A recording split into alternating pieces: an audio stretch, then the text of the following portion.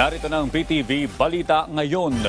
Epektibo na simula ngayong araw ang 40 pesos na dagdag sahod sa minimum wage ng mga manggagawa sa ilang probinsya sa Central Luzon.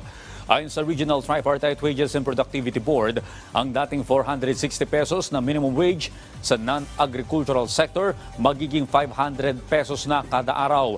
Sakop nito ang mga probinsya ng Bataan, Bulacan, Nueva Ecija, Pampanga, Tarlac, Aurora Province at Zambales.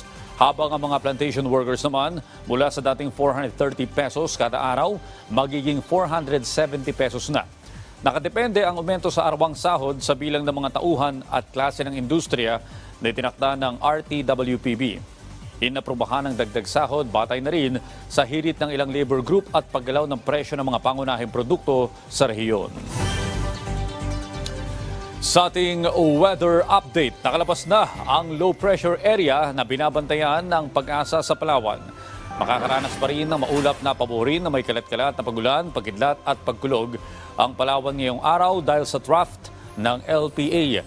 Ang Batanes, Cagayan, Isabela at Apayao ay may parting maulap hanggang sa maulap na papuhurin na may kalat-kalat na pagulan, pagkidlat at pagkulog dahil sa amihan.